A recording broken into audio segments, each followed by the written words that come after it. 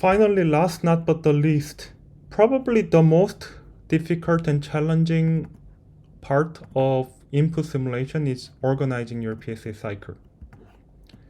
So you really need to have some sort of preconceived idea about what types of cycle you want to simulate. So if you want to simulate pressure swing adsorption, and pressure swing adsorption, it's just basically PSA, right? It's you're down low pressure, it's actually above ambient pressure.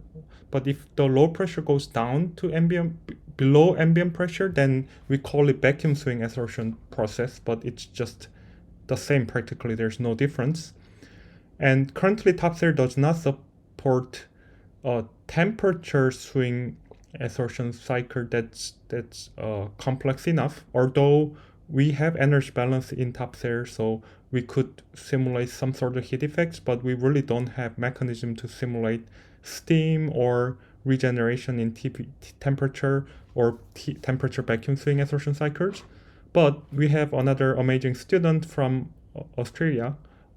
His name is Victor, and originally from Hungary, and he's doing great job working on adding that feature to toPSAil, the next version of toPSAil. So until then, we are working with this pressure swing adsorption cycle organizer.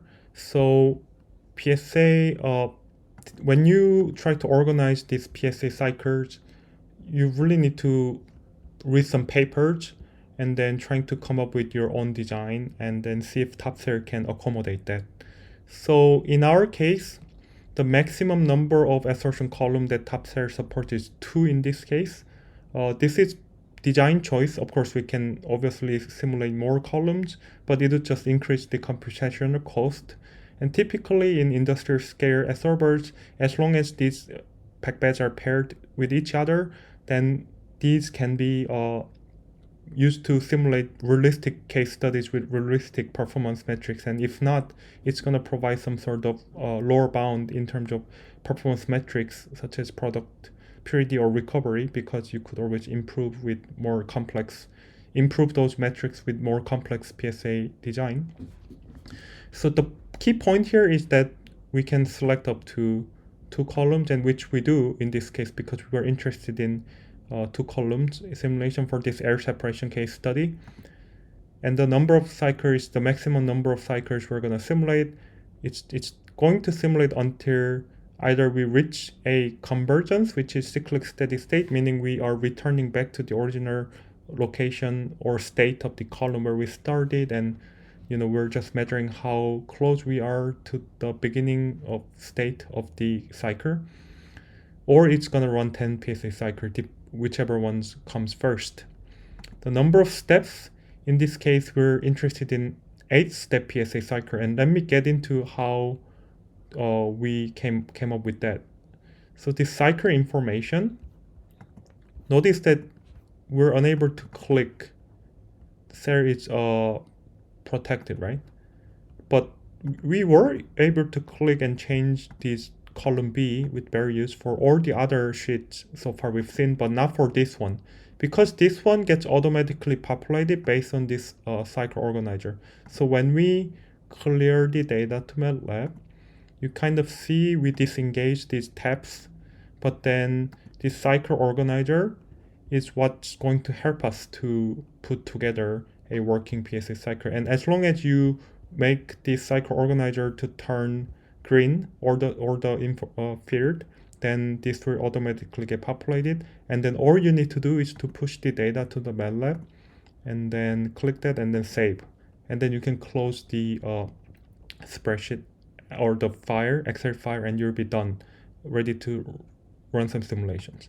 So here's the, again, process flow diagram from the paper, and there's a different explanation of elementary steps that you could consider, an acronym, right? So it's important to kind of maybe go over how this nomenclature work. So let's actually take a high pressure feed, feed end from the feed tank and product end to the atmosphere. The acronym is HP, Phi, ATM. So what's happening here is that we have a stream coming from the feed stream coming from the feed tank to the feed end of this adsorption column, and then this product end is going to be bent it to the atmosphere, so it's basically going to the raffinate waste.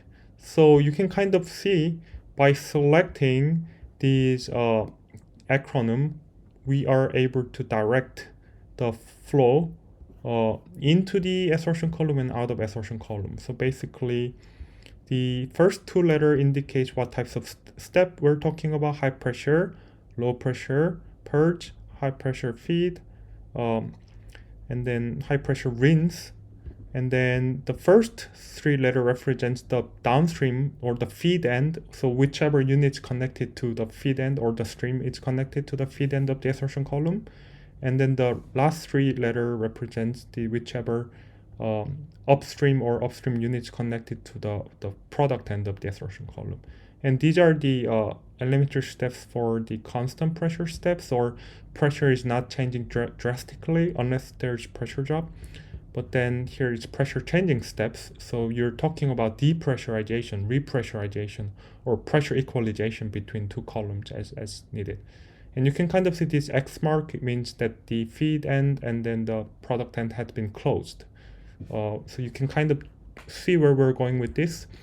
And you can also see that why we were hesitant about modeling a lot more columns too, because it's a combinatorial problem. The more columns you have, the more possible connection route of the streams you can have. So this problem quickly becomes exponentially intractable in terms of simulation and modeling perspectives. So that's why we try to keep it simple enough to column arrangement.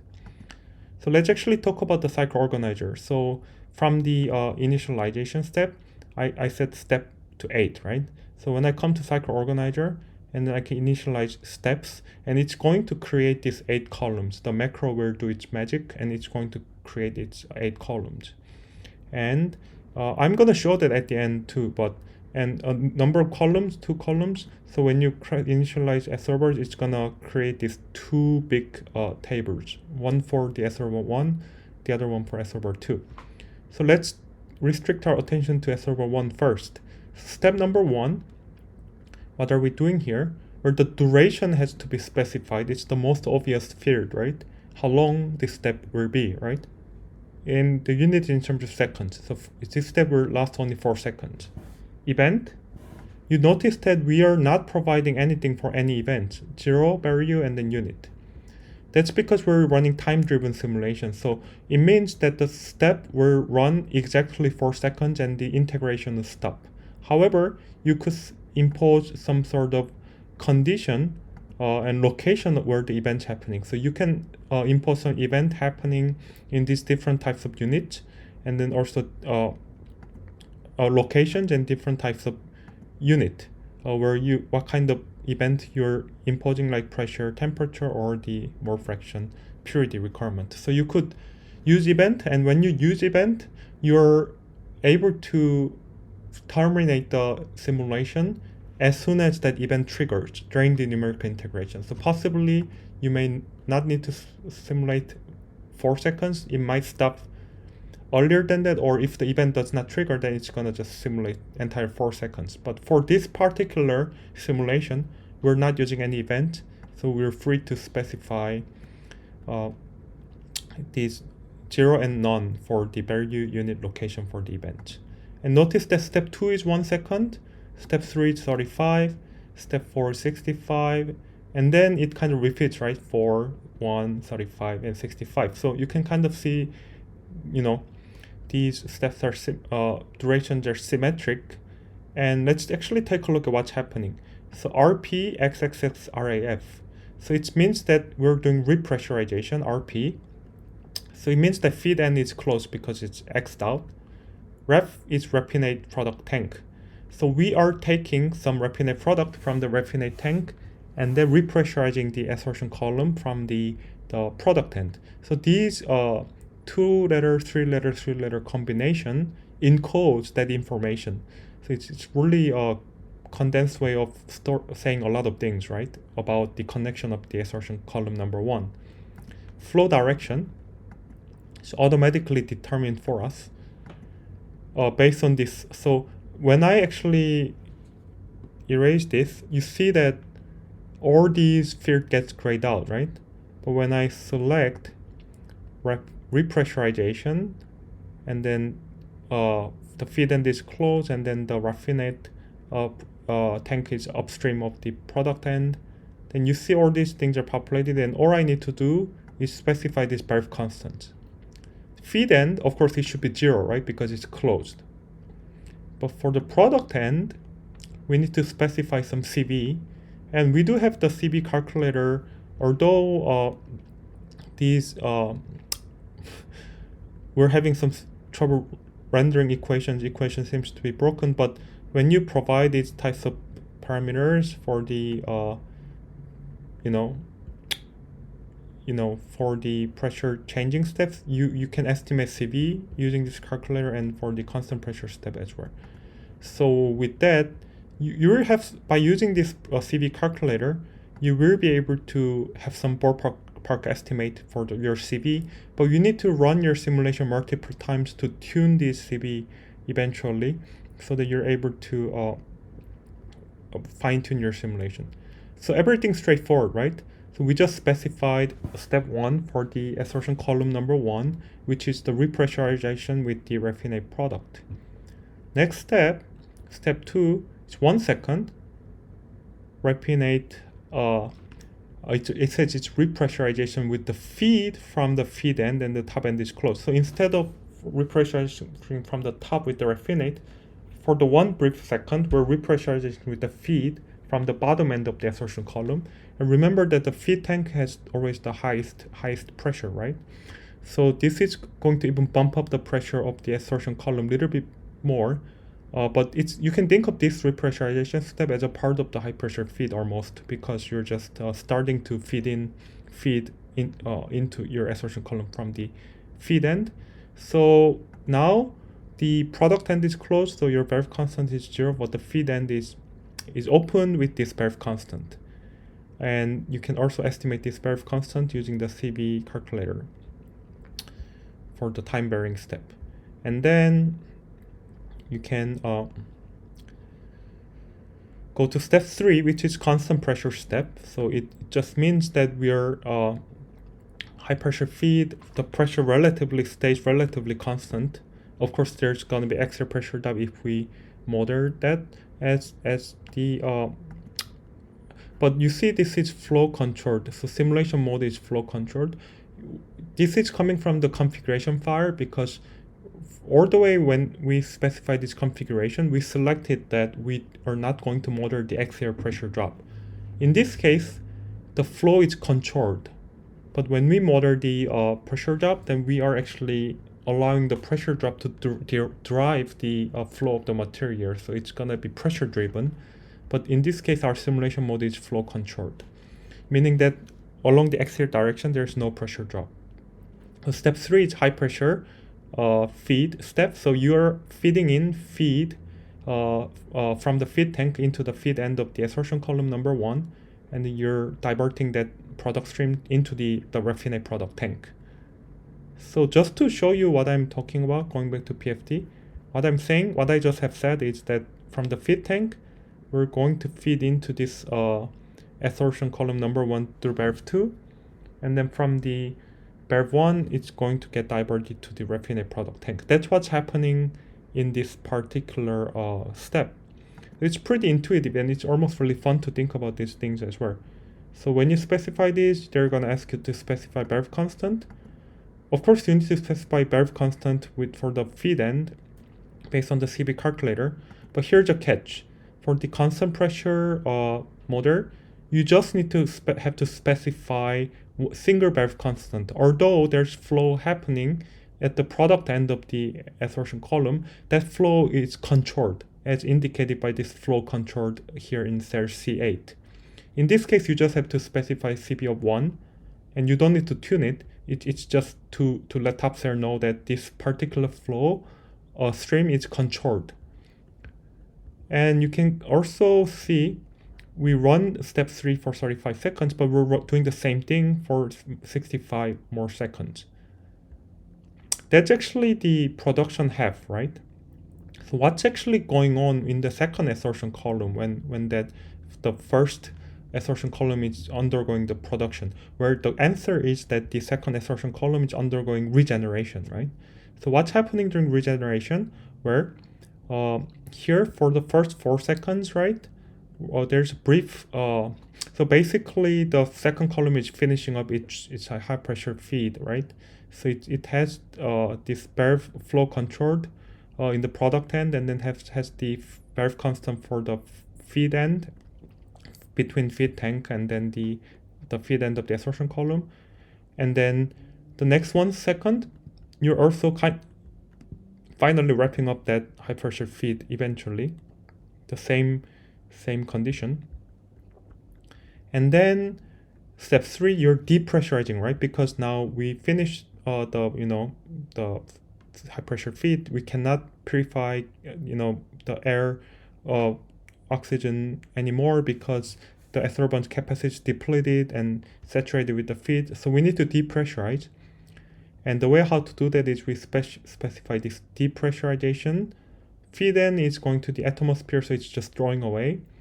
And then there's actually top end is closed, right? So what we're saying here is that from the second column, we're closing this valve, so that's CV of 0, and then we're actually throwing away, right? So through valve 6 goes through the pump, and then extract waste. So we're just throwing away the whatever's content inside the assertion column number 2 to lower the pressure.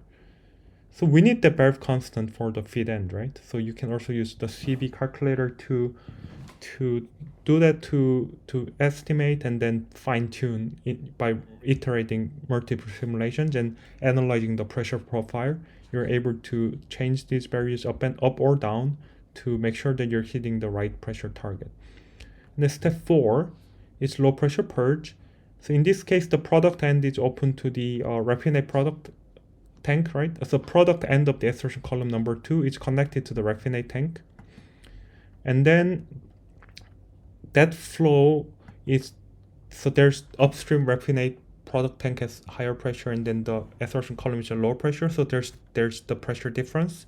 So you need to specify the valve constant there to show how much flow is happening. But then since this is flow control simulation and this is a constant pressure step, you don't need to specify the valve constant for the feed end, which is controlled. So you can just say it's 1. So that's actually the regeneration half of the that Adsorber 2 is undergoing, and then the operational production half that Adsorber 1 is undergoing. So starting from step 5 through 8, the assertion column number 1 is undergoing regeneration phase, while the step 5 through step 8, the second assertion column is undergoing the production half. So they're basically symmetric mirror images to each other, right? So there's some patterns to it. So this simulation is well put together and it runs. So that's why you can kind of take this as a starting point and then play around.